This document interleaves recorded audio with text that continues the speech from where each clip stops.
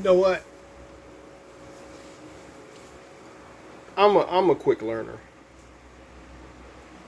I'm a quick learner.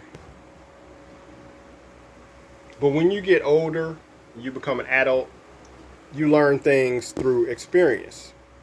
You do certain things and bad things happen. And as an adult, you learn, okay, well, maybe I'm not supposed to be going there. Maybe I'm not supposed to be doing that. Maybe I'm not supposed to be hanging out with those guys who always get in trouble.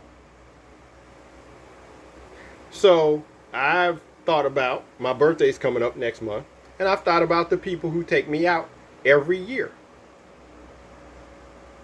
The same people take me out for my birthday every year, and they're not family. They're my friends. I mean, they are family to me. I call them my sisters, but they're not family.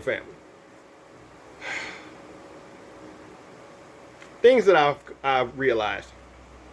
We're gonna go back in time backwards. So me and my cousin Rod, we're hanging out at Great America. When I think I'm in high school. I'm in high school. We're hanging out at Great America.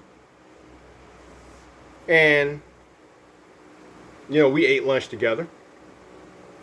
We hung out. We talked about stuff. My mom was there with her brother and his wife. And when we were at the food court, mom was like, "Oh, you should try the cheese fries." Da da da da da. And I'm like, "No, I don't want that." You know. And so I went and ate with my cousin Rod because we're guys and we have to talk about guy shit. I didn't eat. I didn't sit with my mother and my grandmother and my aunt and uncle or whatever. So at the end of the day, me and Rod, we get on the American Eagle. Probably the scariest ride imaginable. There's no loops. It just goes up really fucking high. Clank, clank, clank, clank, clank, clank, clank. And you're waiting for like the screws to fall out of the roller coaster because it sounds so fucking old. And then you come down and you come down and you come down and you fall forever. So we got on that motherfucker twice.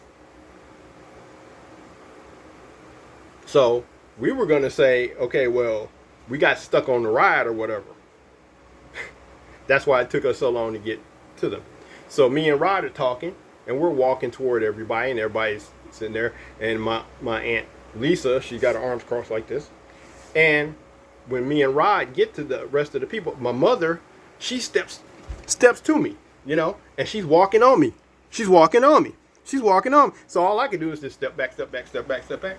And she yells at me talking about, and you didn't sit with us.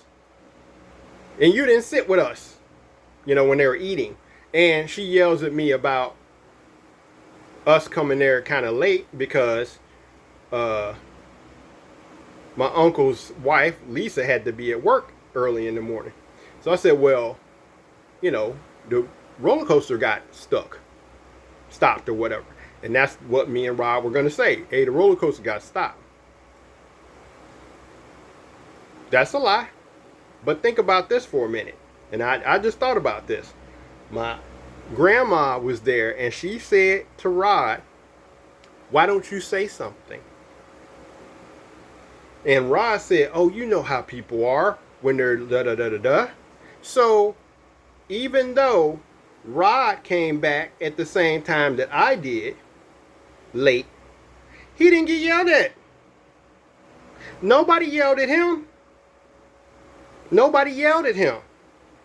I got 100% of the verbal punishment and the assault. Nobody said shit to Rod.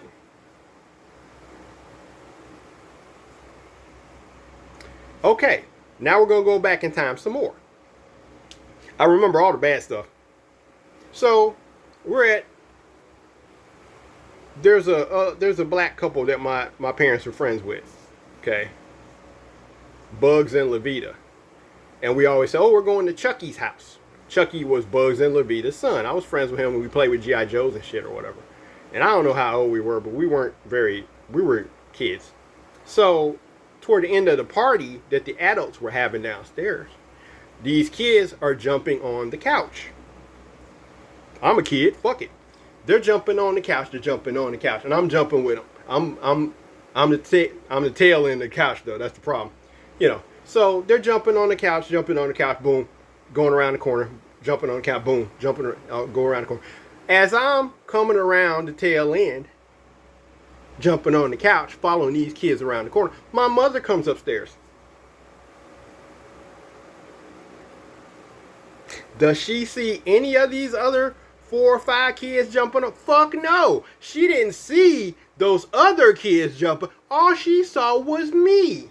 So apparently, I went crazy at the party and decided to jump on her friend's fucking couch by myself.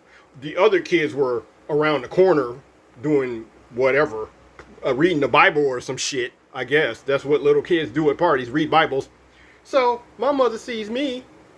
I'm the only person she sees jumping on the couch, coming around, and she beats the shit out of me. Right? There was 4 other niggas at that party who were jumping on the fucking couch. Now, I'm the 5th nigga. And how the fuck is it that I'm out of 5 fucking people doing something that's questionable, I'm the only motherfucker who got blamed for the shit? I'm the only person who got punished for the shit. I am sensing a fucking theme here. So, when I get to where I'm going, when I'm quote unquote successful, and maybe I have to move to Australia or some shit, or Japan or Australia, whatever, these motherfuckers ain't coming with me.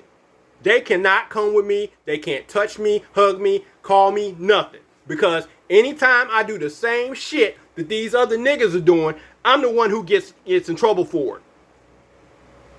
These motherfuckers do whatever the fuck they want to do. They never get reprimanded for the shit. I get straight A's my entire fucking life. I just went through 2 terms in grad school, all A's. Who fucking said congratulations? One of my fucking friends in a fucking text.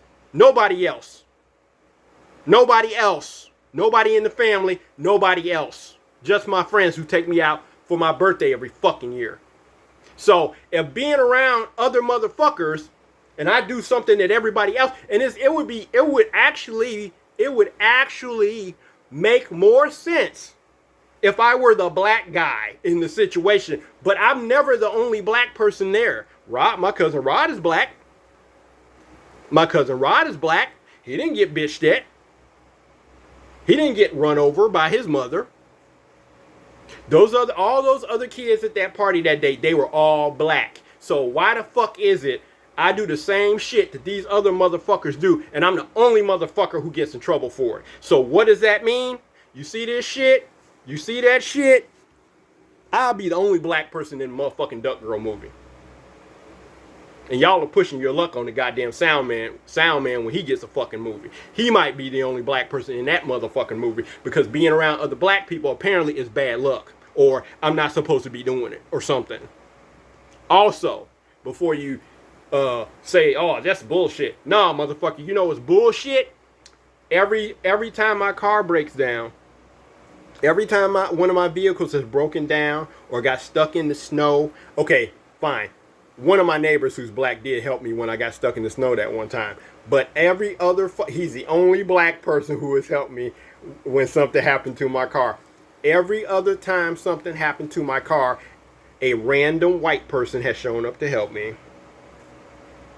And actually, after my neighbor showed up that one time I was stuck in that snowbank, a fucking white guy who's a firefighter showed up and pulled my fucking car out. But every time I've had a problem with my vehicle, somebody white has stopped to help me, and they don't fucking know me. My actual uncle, who knows me very well, he saw me with 2 flat tires on the side of the fucking road. And I used to get this nigga rides places and shit and lend him $20, and he still owes me $20. But I've done stuff for him. He sees me stuck on the side of the road with 2 flats. He calls my mother and said, oh, you know, he's on the side of the road with 2 flats. That nigga didn't stop to help me. He didn't think to stop to help me. I get the message, motherfuckers. Fuck you. Fuck y'all.